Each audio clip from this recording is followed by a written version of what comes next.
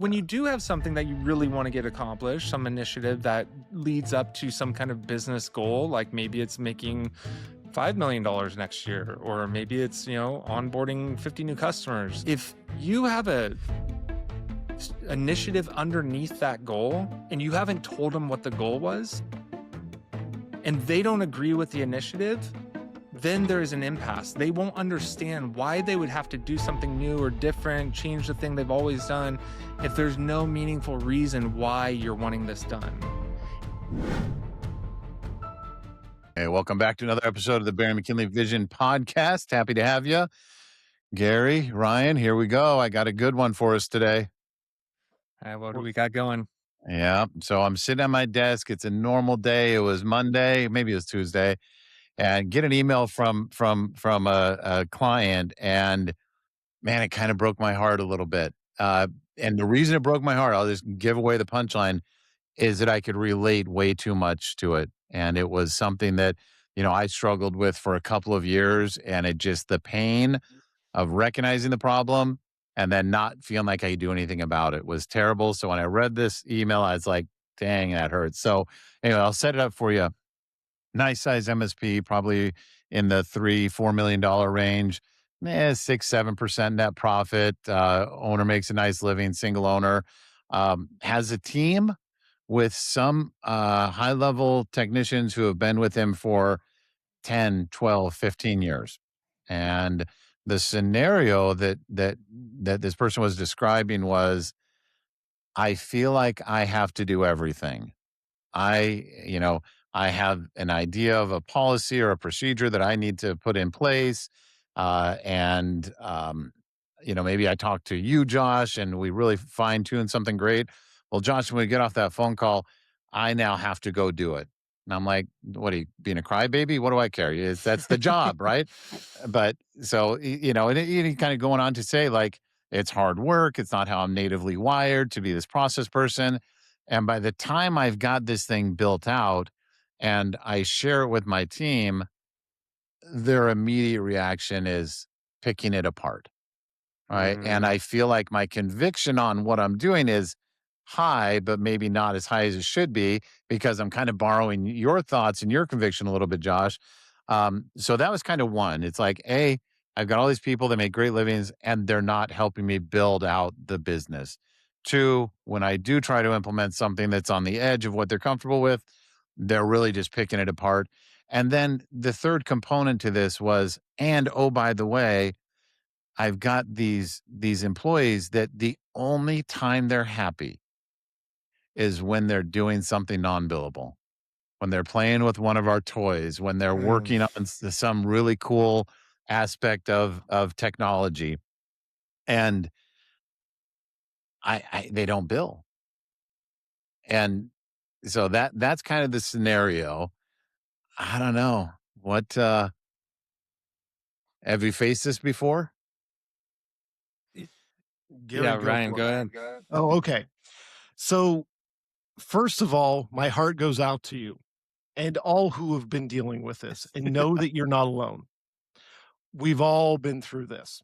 The question is, how many cycles have we gone through of this? That's really the question. I've had amazing technicians, and I tended to let them get away with a little bit more. One of the things that Josh, I want to ask you a question real quick. So how was these new policies and procedures presented to the team? Was it presented like, this is the final way I have decreed from on high? Or was it presented like, this is a working document, let's collaborate on it? Dude, that's a great question. And one that I can't say specifically, but what I can say is the type of person he is, it would probably come out more like, hey, here's the new thing, we're doing it this way. Not too authoritatively like a dictator, but probably more awkwardly like, I'm going to try to emulate what I think leaders sound like. Right. Maybe a benign dictator. Right. A practicing dictator. Yes. And Josh, are these technical tasks and processes that need to be done? Like, is he stuck working in the business on tech work or something adjacent to that? And he's trying to delegate that away, or is this more kind of process, kind of company internal processes that he wants the people to follow? M More the internal processes, and, I think, just thinking of some of the things we've been working on, think more along the lines of, "Hey, every ticket, you're gonna put a type, subtype item on there." Mhm. Yeah. Or, so not like earth-shattering, but enough change that people will have a response to it. Yeah, that's a tough one. You're everyone's probably not clearly aligned as far as like why this needs to happen. It's change without reason Mhm. that they're educated on. So I think that's kind of the first issue is like, hey, you need to do all this work that doesn't actually have anything to do with what you do today. Like that's the message that they're hearing. And then all the reasons that they can't do that, how it's not going to help. And I could feel the pushback for sure. Mhm. Experiencing that firsthand. Um, what my idea was around that type of delegation. Um, I wrapped it around the job role and the goals of that job. So a very specific one would be customer documentation, client documentation. We would, um, this was kind of a selfish goal in a way where I was like the lead tech for so long and I just didn't want to do tech work anymore. And I thought, well, there's no way to teach these guys. And the idea I came up with was, well, if I'm going to delegate this, I need to tell them exactly how I do it, good, better, and different. I gotta write down the steps. I've got to record myself. Typically, it's done on a screen, right? You're typically clicking a mouse to manipulate a system of some sort. So I recorded my screen. I talked to the screen. I created a document that defined kind of what we did, and that was a way of me getting all of my knowledge of how to do things out of myself and into other people's hands that also allowed it to kind of go on forever, right? It was forever part of a system. And then the trick was because that is a lot of work. And if no one uses it, it feels hopeless. The trick to this was one, things aren't always going to be the way that they are today, right? Systems Mhm. change, software gets upgraded, sometimes they get a different one, whatever the case was, that things will change. So I needed to then delegate the changes downstream. So the people that were actually doing the work needed to not only read the documentation and do it based on the documentation, but if anything changed or if I missed something, they needed to make edits on that document. So the way to incentivize that, I required every ticket that was done to be to have a corresponding document with it. So a corresponding piece of documentation that said, "Hey, here's how to reinstall this server software," or here's how to kind of, check the backup system. So when they did the ticket, they would do all the work. They would check the documentation, of course, to know how to do it. And then they would copy and paste that URL from, I think we used IT Glue at the time, into the ticket. And then we would measure the usage of IT Glue with like Bright Gauge, I think at the time. So we would see if people were accessing certain things in the system and updating documentation. And so we just had a rule. You needed to update or create a new at least two new documents a day. So pause right there for a second. So that's a beautiful thing to do. And where our protagonist gets stuck is in that moment that you said, "Hey, this is how we're going to do this in the future." Mhm. In your case, you gave an example of what this is, Right. but that moment of what is the process, Ryan, how would you have kind of brought that moment for bringing the this to the team? Oh, Because yeah. yeah, you got an enforcement issue too. So, Gary, I love the fact that we are so different on this one. Your process and everything was beautiful. It was eloquent, and I would never do it. Okay. So, but it's a good option. This comes down to personality types. So, I don't know if you said, maybe it was in before, you said that he has a project manager making $150,000. Okay. That's a high paid, highly capable individual. And if it's not a highly capable individual, why are you paying him $150,000? Okay. Right. So let's assume that this is a highly capable individual. I'd ask for a report. And I Mm. would justify this report that I need this report for some large client, some bank, some lawyer, something that it's super important. And I would know that I need all these metrics to make that report. And I would give it to this person and say, I need this. I need a plan to get there. We need to have this implemented in the next 3 months. You're able to talk to the team on how you want to do this. And I'm not doing it. Mhm. And put it on them, because then they're getting buy-in. I feel like the part that this person missed was the building buy-in, the building consensus. Gary, there was something you said that I absolutely loved. Processes are going to change. Okay. This can't be, this is why a lot of documentation fails, because it's static. A good system needs to be dynamic. It needs to be able to change. Okay. Now, yes, we still need to document it. Who better than to change the documents and not have your project manager pissed off at you like, oh, he doesn't know my job. Like, he's not in this every day. He understands 20% of what the company's doing. This never happens, by the way. No, No. Put it on them. And you would be amazed at how amazing the processes become. So I'm with you, and really thinking specifically about our person here.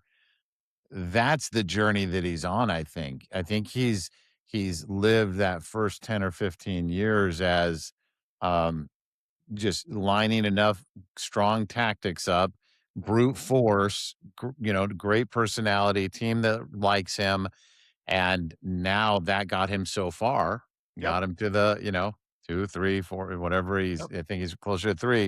It's like, "Hey, well done." Yeah. Now the pain begins, Yeah. right? What got you here won't get you there. And I find it interesting that he made it that far, to be quite honest. This has to be at a breaking point, because I found that I needed to learn this lesson about 900K to 1,000,000. Mhm. Yeah, Yeah. I think Ryan's right on the ownership, right? Anything that's big in getting any kind of resistance in the company typically lies in the fact that the owner, if he wants it done, which is step one, like you need to sign off on the Yep. owner, and then the delegation. What often happens is the owner doesn't delegate; they abdicate. You know, and without desire to actually get that job done, it just kind of goes nowhere. So I think it sounds like the owner's at least taking it upon themselves to build those processes. But I think Ryan's right. It's more of a collaboration scenario. So you get adoption quicker. They want to be part of it. That's what they're saying to him. Yes. And it's coming off as like, resistance, pushback. Oh, here's all the ways that this won't work. What that's really saying, having two boys, what that's really saying is, I want you to listen to me too. Yes. Yeah. I want to have a voice in this decision because it affects me every day. And if I'm right, which I could be wrong, but if I'm right, then it bounces back to the owner to say, do I trust these people? Ah, Mhm. Right? right, right. Do I trust them to make the right decisions, to do what's right for the business? Have I given enough guidance? Do we have the vision for the company in the right place to where they understand where I'm trying to go? And if all that's true, right? They are aligned. I've got a good vision. I understand what I want to get accomplished. I will talk to them. They will listen. I mean, they've been around for a while. Then the shift is, I want to delegate this to them because I want it done right. Mm, Yes. right. Right. Versus I'm going to tell them what's right and they just need to do it. And when Yeah. they don't do it, it's like all on them. So that Mhm. mental shift with owners and anyone that needs to delegate is, one, what's your expectation? Is it to be as good as what you did? Well, you may be disappointed. Yeah. And also, who's checking your work? Exactly. When you do Yeah. all those things, is anyone saying you're doing it right or wrong? You're hearing it from them. Maybe they're right. But is anyone really telling you you didn't do this right or you did do that right? And when you change what you were doing, right, you went down the path of, I'm going to implement this thing, and then you revert back and then do it again and fix it. Did you account for all of those changes, or did Right. you just kind of say, no, I did it right? Right. So Well, it's a that's little bit of, both sides here, I think. for sure. And I think that's when I think of his message, it really kind of could read like, and I don't think that's the case here, but it could read like, you did this work, you're really proud of the work you did, and any feedback is going to sound negative. Yeah. And it's to the point where it's like you could almost come off as arrogant, which I don't think that's the case here. But like, well, of course this is perfect, you should have no questions, there should be no problem. Right. I don't think that's that guy. But bringing the team in and saying, this is what I need, this is the outcome I need, I'd like you guys to show me what you come up with in terms of Yeah. policies or processes to get us what we need. Am I hearing you guys correctly there? Yeah. I'd like to add one thing for the business owners out there. I'm going to channel my inner Josh right now. Oh, be Okay? careful. How dare you? How dare you take away their learning opportunity by thinking you know what's best? How dare you? Nice. Nice. Yeah, no, that's it. That's it. That's nice and dramatic. I wish I even sounded that good, Ryan. But the conundrum now comes from that second part of his challenge, which is they're never happier than when they're not billing. And, Mm, in the case of the individuals he was talking about, it was they like playing with the toys, not, and I don't think he's saying they don't like to bill clients, but it's that real dopamine rush of I yeah. solved this, really odd problem for a tool we use. But if you zoom out a little bit, it's like, am I talking out of both sides of my mouth when I say bring them in, have them help build the policies, but at the same time, remember they're here to bill and that's the job. How do you reconcile that? Priorities. Mm, So, working on your business, getting these processes and policies in place, um, definitely should be higher priority than tools, integration, and movement within the company infrastructure. Um, we can always add another tool, right? There's always something cool that Oh, just yeah. came out that we should try out. We'll test it internally, then we'll deploy it, and it's going to be the best thing because then we can do more work in the future and everything's going to be better. Okay. yeah. But what's really going to have the impact? Let's just take time entry policy. If we get that right, we could start getting our billing right. Then we could start getting profitability. Seems like a direct line, right? Mhm.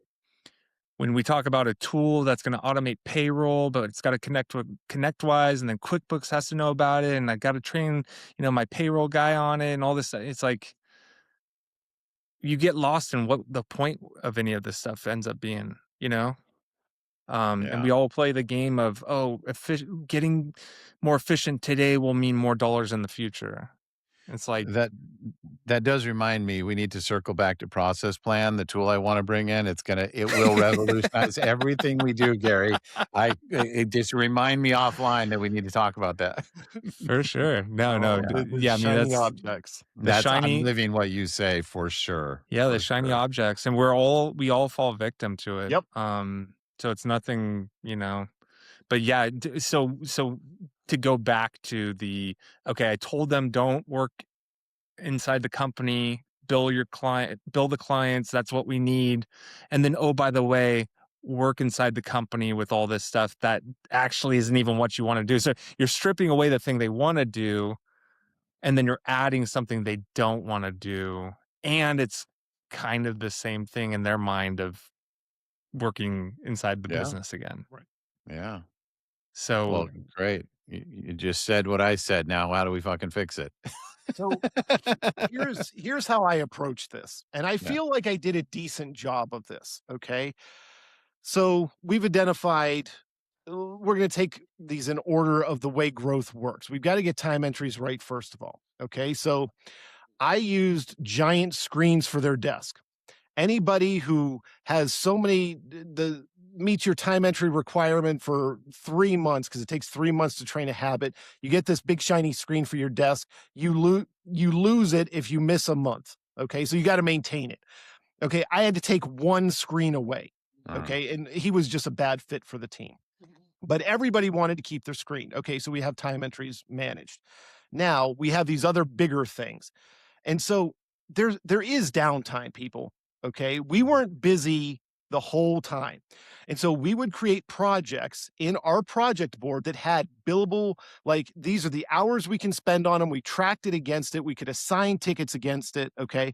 And this was up to dispatch and projects to fill in their time. You give techs time to say, go build me XYZ. They're going to take forever and you're not going to probably be happy with the results.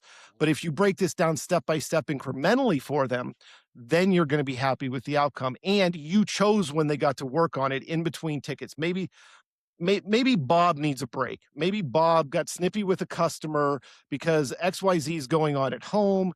And like Bob needs to be non-customer facing for at least the afternoon. What a great time to put Bob on this. You're paying him anyways.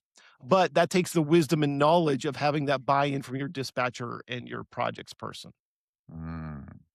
Now, what I hear you say is you would build these projects for those internal projects, those things that needed to get done. Yep. When I think of the vision system, having the insight to make that project means that it fits somewhere in a plan. Was Yep. it the milestone we're trying to achieve, the initiative that we have in place to hit that milestone? Yep. And when you lay it out, and that's another component to this particular person is he has been grinding beautifully since November on building out his strategic plan. And he had to even redo it once, and he's bringing his team in to explain it, and they're slowly kind of understanding it. And you kind of think about what you just said, Ryan, where it's like, hey, if one of our initiatives is to get 75% gross profit or 75% utilization, in order to do that, somebody's got to tweak the ConnectWise environment a little bit. Cool. Well, way back in November, we said we needed to do that. We made the project and we said that's due by March 31st. And we said that should take 5 hours. Cool. Let the dispatcher, let the owner, let the Yep. service manager decide when it gets done. Mhm. Because if we just do like I would normally do, hey, we need to make all those changes in ConnectWise. Will you go do that? Well, it's going to, like you said, it's going to take forever. It's going to take Mhm. longer time, hours, and I'm probably not going to be happy. But if we broke it down, Right. And then as an owner, you can even budget for it because you know budget what your for it. cost of time is. And so you can say, okay, I feel that it is worth $5,000 for me to fix this problem that's going to save me $5,000 in the next 30 days. So that's a good ROI for me. So yeah. And then I, the owner, am not getting grumpy when I see Bob sitting there working on it because I know what that ROI is in my brain. Yeah. Yeah, back to my statement of priorities, right? So, Mhm. Yeah. focusing on that strategy. But if he's still working on his strategy, maybe, maybe I can give him a call and help him out a little bit. Yeah. But ultimately, it's like if you create those priorities, and by the way, you can only have so many, right? Yep. There's only so many things you can do at one time. So being realistic with what you can actually get accomplished, and then whenever you need to pull these guys in to do those things, then you have that already part of the plan. So that is your priority. So therefore Mhm. it's the right decision. Right. And then working towards that tighter connection between, like Ryan was saying, it's like, okay, it's not that they have to be 100% billable. They have a couple hours a day that they can work on things outside of Mhm. the scope of billing, and that can add up if they're fully billable a couple days. So there is time available, or at least what to expect when they don't bill. Mhm. Um, but it's the discipline of the owner Mhm. where this matters. Like Yeah. the technician, if they've been there for 10, 12 years, they're gonna probably do whatever you ask them to do. I mean, they've been Yeah. through a lot with you, Yeah. or at least you're putting up with a lot. Maybe that's it. But let's just assume they're good employees. They're aligned. They want to do the right thing. They want to do good work. Um, getting them in on the strategy, explaining to them why you're doing things, what it's for. Um, that really does go a long way. And if there is exceptions, like they want to change things, or if there's a reason why it won't work or whatever, you got to hear them out. But again, the discipline of I hear you, but I still believe in our strategy, and this is Mhm. why. And sticking to that, I mean, that's that's hard, but that's probably the right Gar move. Gary, Yeah. I've got a question for you. So you said you can only do so many initiatives. Let's just break this down for the audience. So how many initiatives per quarter per year do you feel is appropriate? Yeah, the answer is it depends, but it's how many resources do you have, right? Okay. Time, labor, dollars, whatever the mixture is for that initiative. But realistically, when we're talking about a small, medium-sized business, if you're doing more than 2 initiatives per quarter, Mhm. you may be doing too much. And if you're just starting out with this strategy and kind of business planning, you're definitely doing too much. Mhm. Because what's going to happen is no matter what you wrote down on the piece of paper or put into the Vision app or whatever it is, you're probably not going to have the discipline to just stay on course. So give yourself some grace. Know that you're going to get off course. You know that there's going to be a vendor that comes along with the next greatest thing that you're going to want to adopt and divert kind of attention to. But then you're going to come back and talk to Josh, and he's going to get you back on the right track. So that's also true. But yeah, 1 or 2 a quarter, I think, is realistic. And then having goals around tracking whether or not you're reaching those is really kind of the idea. And the goals are like a monthly kind of cadence, right? Like, and you can have many of those, right? Just depending on how many people are involved and what really matters to get that initiative done. Um, and then kind of the tactical work towards those goals or the action items that you create. And that could be, could be 100, could be 10, it just depends on what you really need and how specific you are. But yeah, I think 2 is the right number per quarter for most small businesses. We'll be right back with more, but first, here's a quick message from Bering McKinley. Most MSPs are constantly busy, chasing tickets, projects, and fires. But without structure, it's hard to know if the business is really improving. Vision from Bering McKinley is the system that helps you work on your business, not just in it. It connects leadership strategy with daily execution. Vision aligns people, process, and performance, creating clarity and rhythm from goals to results. And the Vision app brings that structure to life, helping you create policies, track goals, review KPIs, and collaborate with your BMK consultant all in one place. Behind it all, Jetson AI, your assistant inside Vision, helps you find answers, generate insights, and take action faster. With Vision, you gain visibility, accountability, and measurable growth. You're not guessing, you're improving. Vision, Jetson, and the Vision app, your path from strategy to results. Start transforming your business today.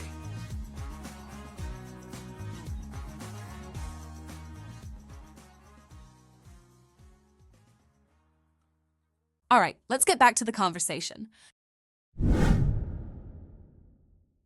So let me share what I've observed around that. So, number one, if I go to many owners and say, how many initiatives are you working on right now? The first thing I'm going to get is a blank look.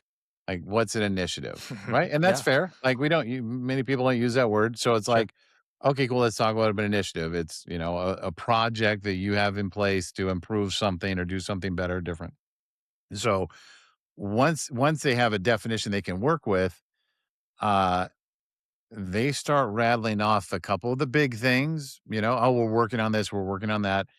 But if I give them 5 or 10 minutes with a paper and pencil and they're really going to play along, they're going to write down 20, 30 things that we're Yeah. working on. Yep. And if I don't have that conversation and I just have a day with them, I'm going to hear we're working on this, we're working on that 20, 30 times.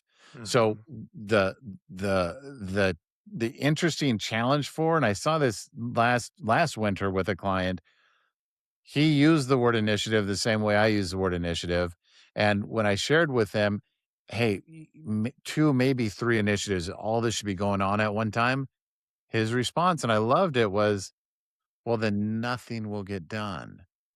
It will take forever to get these things done. And he was a pretty good sport. There was some stubborn in him a little bit, but it's like, dude, I'm pretty sure of all the things you think you're working on, none of it's going to get done anyway. And you're just trying to check a box. So for somebody to kind of look at the word initiative, in a thoughtful way, then look at all the shit they're doing. When they hear 2 or 3, that's almost the kind of a hopeless feeling for them. But it doesn't mean we're not right on this. It's an interesting mind shift. So, yeah, this is how you get to 20 or 30. Yes. Above your initiatives are what matter. Why are you doing those? No, if you're doing 30 things, you haven't asked that question. You're answering the question with the initiative answer. I'm exploring this new backup system because we need a new backup system. Yeah. Well, imagine if everyone was on this platform, it would be so much better. Right. Right. But that's not what a goal is. That's not what a vision, strategy, focused kind of big picture, multi-year item looks like. Right. Yeah. So completion of an initiative is not the goal. So Ryan, we're just going to pretend Gary's not here for a second. I'm going to complain about Gary about when he hurt my feelings really bad once. All right. He said, Josh, Barry McKinley, you've been around a long time. Yeah, I've been around a long time, man, doing this a long time. He said, you work with a lot of clients. I said, yeah, like well over 5,000 at this point, like just epic. And he's like, yeah, dude, you've taxed, T-A-X-E-D, you've taxed a lot of people, haven't you? You're not really doing anything. And man, I was like, what the hell are you talking about? Dude, I've billed tens of thousands of hours. I've worked in 1 million ConnectWises. I've helped 1 million people get their time entry better. And he's like, oh, yeah, so we agree. You've just been taxing people. I mean, no, we don't agree. And his point was, you're just fixing things. You're just doing tasks that are taxing people. Have you really helped them grow their revenue, grow their profit, increase their enterprise value? And I was stubborn with it. I was like, yeah, because if you do this and you do this, then that happens and that happens. And it was about that point when I made the 4th or 5th jump from something that's very important to, oh, they're getting a better outcome, that it became very clear to me exactly what Gary just said. It's that getting that thing done is not the point. And if you don't know why you're doing it, it's over. But could you imagine somebody like Gary coming in and saying, well, you're not really doing anything with your life's work? If I translate that down to our time together when you were a client, does that kind of resonate? All the things we worked on, there's some truth to that. There is. I wouldn't be as hard on you as Gary was. Thank you. Because I was one of those stubborn ones. I used to say that old man doesn't know what he's talking about. Yes. Okay. I'd come out of the meeting and then 5 years later I would be like, damn it, he was right. But I've also I've had the pleasure of seeing you evolve over time too. Yeah. Okay. Yeah. I've had the pleasure of reminding you about painting the calendar green when maybe you strayed away from that a little bit. And it's no different. We're all growing in this. We're all learning in this, right? I think that in the beginning, some of us need that, like, just freaking do this. Your techs have to enter your time. And right now, you're so far away from where you need to be, you need to just listen. It's a tactic, okay? Yeah. And I think the industry has changed and evolved too, okay? I think that sometimes as business owners hopefully grow, right? They're more receptive to that larger. I remember going to a training session. It wasn't one of yours. And and they had a whole section on the word why. I got so angry. I got up and walked out of the room.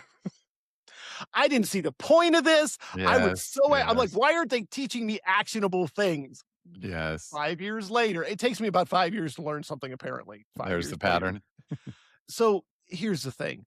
We're all evolving our companies over time. We're all trying to figure out how to get that buy-in. And I think that at the end of the day, even as amazing as all of us are as consultants, hey, we're growing a better product for our clients. That's very true. And I think about that 5-year pattern recognition that you're having. The thought that comes to mind is, I wonder if I don't really wonder, I know for a fact, but that why, answering that question early and often makes the adoption a shorter time than 5 years. It does. And I think in our email person's case, I think he's just right in the middle of it. He's developing after 15 years in business that I got to have somewhere I'm shooting for. I'm learning to feel why I want this, and that translation to my team is really awkward. And so maybe his sensitivities are even higher. And I think watching the owner of the company that you work for make that transition without really understanding what's going on with them. It's like, well, Dad used to come home drunk every night and it was a lot of fun. And now he's making us go to church every Sunday. I'm not talking personally, of course, but it's like, well, why the hell are we doing this? You were more fun when you were drunk. Yes. Like watching Dad or Mom change as owners, that's got to be really stressful. I never really thought about that from the employee perspective. I remember the moment. that transition occurred. There was this Chinese remote control toy. It was like an inflatable Pac-Man before drones were a thing. Okay. And we could fly it around the office. And I had 2 of my techs assembling this all afternoon. And my dispatcher came to me and said, "What the hell are you doing?" Right. And I was like, "Oh, father." Yeah, that transition happened right then and there, didn't it? Yeah. You know, I'm back, by the way. Just Oh so you yeah, know. you're welcome back in. Please. I was thinking about it though. It's like, it was a brutal conversation. I mean, you obviously internalized it way more than I did on our Yes. conversation about that. Yes. But That happens with a lot of abusive relationships, by the way. exactly. Yeah. Exactly. I was just not yelling at myself that time. The truth though is what I was trying to get you to see is the results matter, right? Like the purpose of why we exist as Bering McKinley and, consultants and trying to help people improve their business is the same mindset that the technician can have if he understands or she understands what the company's trying to get accomplished. Right. So if I, as a business owner, come in and say, "Hey, figured it out. You have to do this policy, that policy, and here's how the process is, and here's how you're going to enter time, and here's how you're going to review it, and here's how we're going to bill people now," and they just kind of look at me like, "Huh? I don't understand. We used to do it the other way. It was way easier." If you don't give them the context around why we're doing that, it's going to be a moment, like a, "What are you talking about? Everything works fine." So giving them that, well, and first of all, you have to have a reason, right? Start with that. Is there a reason you're doing this? Does this initiative exist in your tree of business business planning, right? Does it actually exist anywhere? Because if it doesn't, don't ask them to do it. Right. That's a good way of really confusing everything. You don't really want it because you didn't ask for it before. They don't want to do it, and now you put this on them, and there's no evidence that it's supporting anything. So don't stay away from those things as best as you can. But when you do have something that you really want to get accomplished, some initiative that leads up to some kind of business goal, like maybe it's making $5 million next year, or maybe it's, onboarding 50 new customers. If you have a initiative underneath that goal and you haven't told them what the goal was, and they don't agree with the initiative, then there's an impasse. They won't understand why they would have to do something new or different, change the thing they've always done, if there's no meaningful reason why you're wanting this done. And the cool thing here is it works for both of you. If you can't answer that why, they have all the reason in the world not to understand it as well.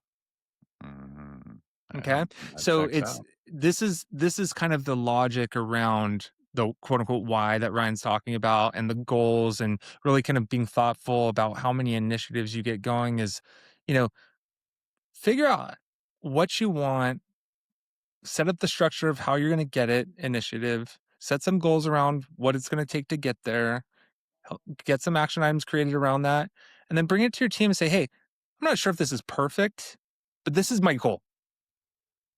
I need Right. you guys to execute on this. Do you agree with any of this? Do you agree with the goal? Yeah. And that's where you can really start to include your team in the strategy and get them to buy in and understand really what you're trying to get accomplished. And if you have great employees that all kind of pass the attitude test where they're aligned and they want to be there, man, I think that's really the unlock. And that's what I was trying to get accomplished with you, Josh, was, hey, what are we even doing here? Right. So, I- Gary, that was beautiful. And I'm going to challenge you on it. Okay. What if the team just can't get behind something? And on a priority scale, let's say 10's the most priority for business impact and 1 is the least. You're bringing forth an initiative that's a solid 3. Okay. This isn't a really big thing. And your team, you just can't get them there yet. What are your thoughts around that? I think it's like with any resource, right? Like, what if the team wants to do it, but you don't have the money? Mm-hmm. These sometimes are very obvious answers that we just don't want to kind of settle on. We want to our hope and our dream and our optimism kind of leads us astray sometimes. Like, you have to have the supporting mechanisms to accomplish the things that you want to execute on, and the team's obviously a critical part in that. So if they don't want to do it and if they can't sign off on it, that might actually be a really good sign that you are not on the right track, right? What were you thinking behind that, Ryan? I couldn't have said it better than Gary. Yeah. And I'll take it one step further. Sometimes you need to give to show that you're serious.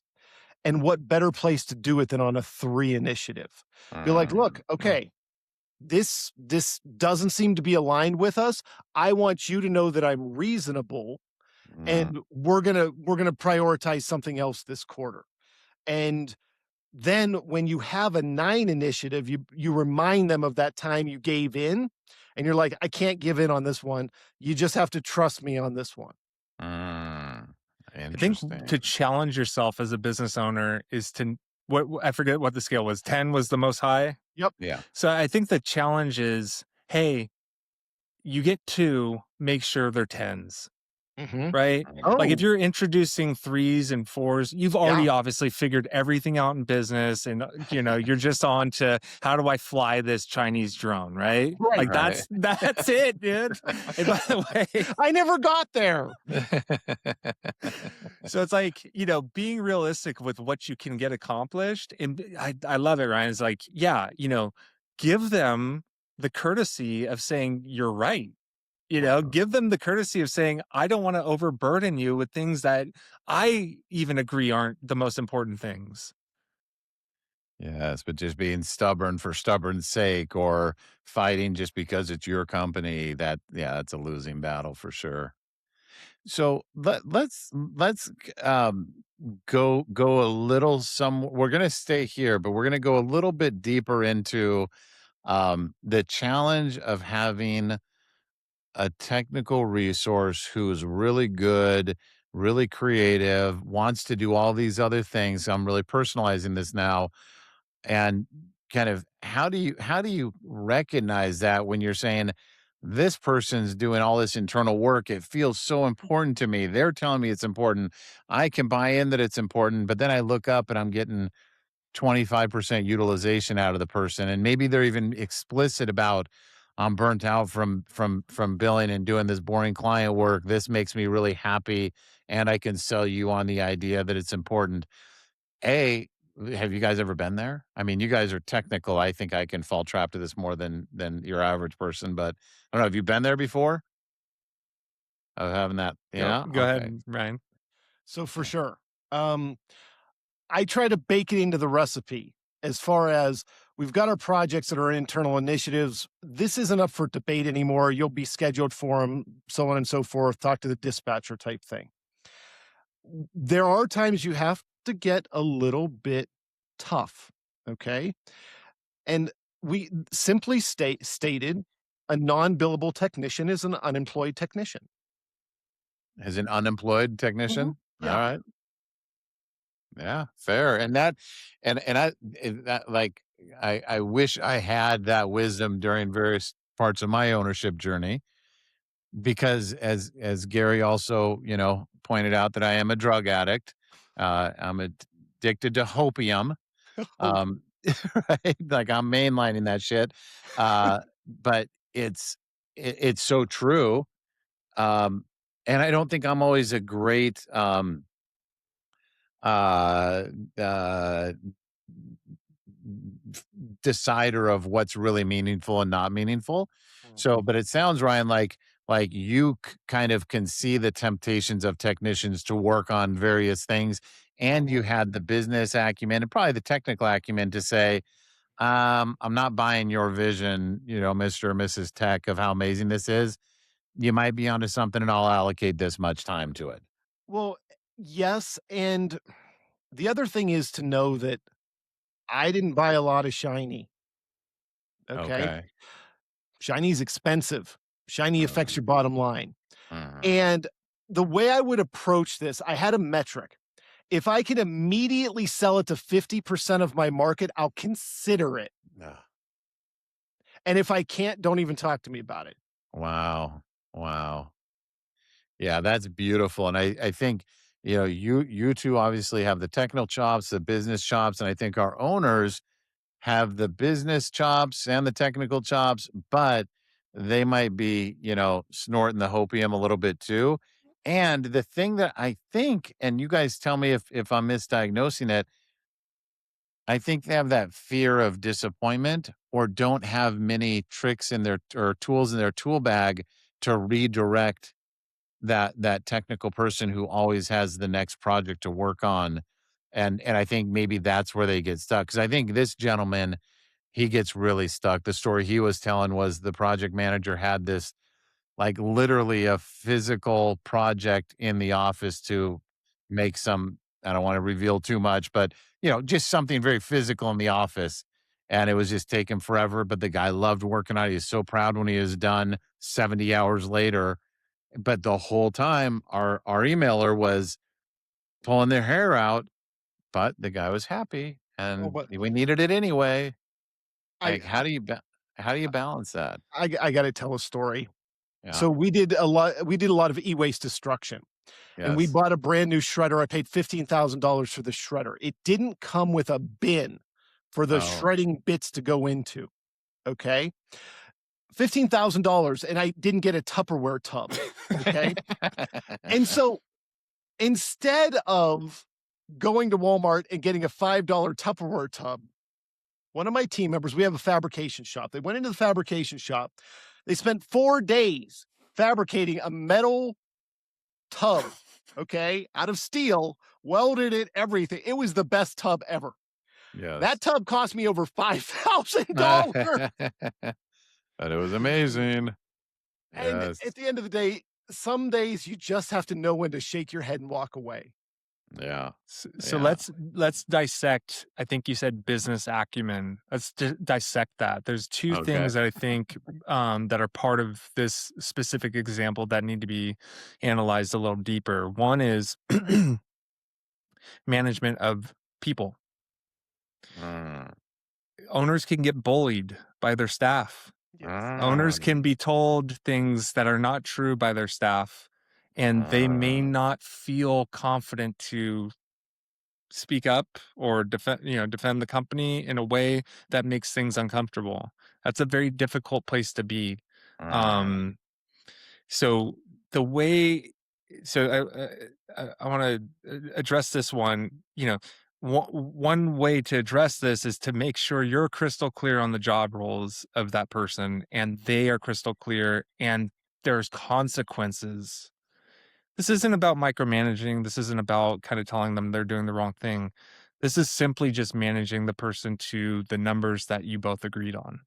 mm, Okay.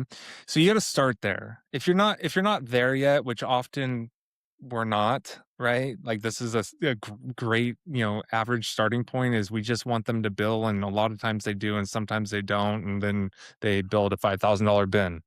right. So that's one, get clear on what they should be doing and talk to them often about that. I preferred monthly kind of employee reviews, and it was team driven. So it was like, each team had a lead and they reviewed the technicians. And it wasn't like, let's reassess how you get paid and what. It was just simply a check-in, but we checked in on real numbers. Mm, Okay. mm, And so if you're confronting them, whether it's good or bad, on what they've actually gotten accomplished based on what we agreed to, often enough, that becomes kind of the thing that they understand. So we get away from the, oh, I didn't realize you wanted me to bill 75% of the time or whatever. Okay, so right. that's one thing. The other thing about acumen that, there's a lot there, right? But the financials of the business, right? There's many different versions of how people feel about finances. And a lot of times they are terrified of them. They don't want to look at them. They don't understand them. They think that they say one thing and they say a completely different story. And this is a common trait among small business owners in general of, yeah, I mean, just trying to keep the lights on. As Mm, long as my kids can go to their private school, everything's fine. Right. What you're doing is a massive disservice to not only yourself by not understanding what those are, but also to everyone involved, including the person that spent, 70 hours building that tub. right. So knowing what your finances are and understanding why, again, back to the why of why you need them to bill and how spending a week or two doing non-billable work completely blows up your P&L. Right. And not pretending, it's just 5 grand or, it's just, because if you get into that or undisciplined state of all these exceptions to the rule, which is profitability, you get lost in that. Too many initiatives going on all at once. And you think, it's only 5 grand, but you said yes 10 times. Yes.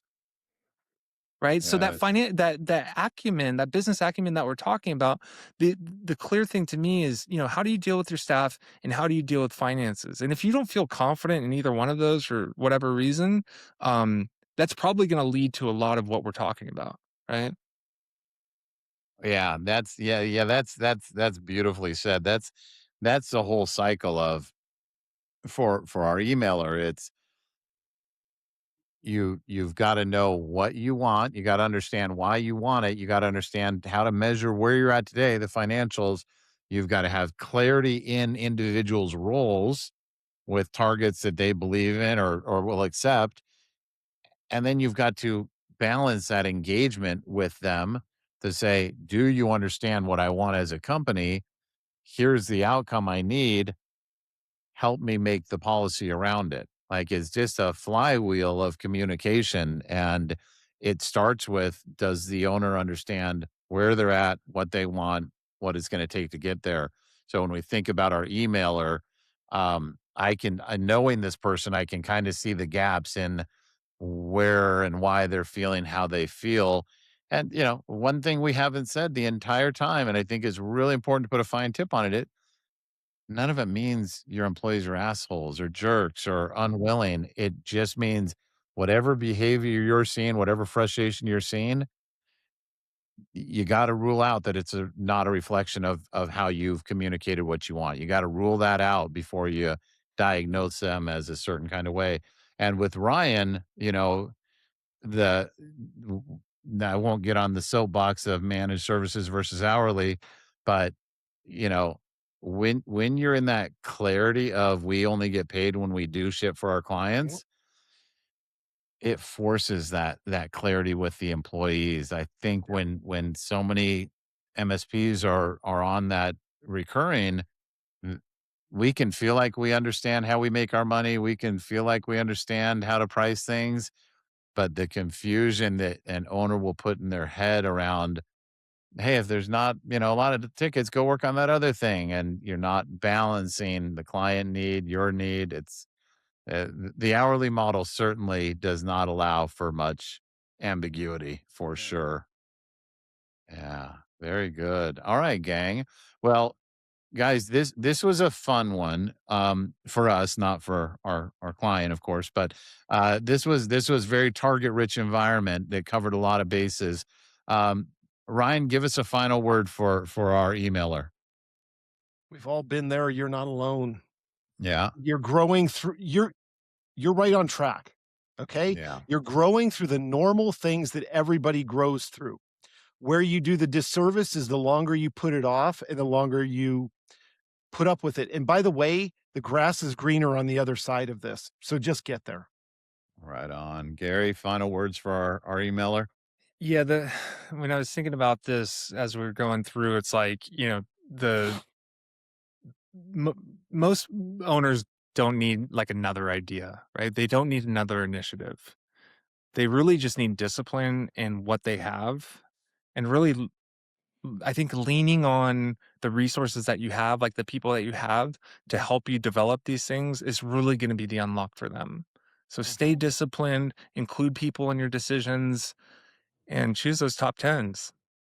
Yeah, beautiful. And I'll leave it with, this pain you're feeling, this moment of frustration. Lean into it. It's a great signal. It's not noise. It's signal to you're doing the right thing. Because if you weren't feeling this pain, it would mean that you're not addressing the next challenge to getting beyond it. So yeah, lean into it, get better at it, and don't wish it wasn't happening, because it happening is your signal that you're doing the right things. So right on, gang. Well, listen, we'll call this a wrap. And everyone watching, thank you very much for staying with us. If you got some insights for our emailer, put them in the comments below. Like it, share it, subscribe to it. Thanks, guys. Thanks, everybody. Bye. See ya.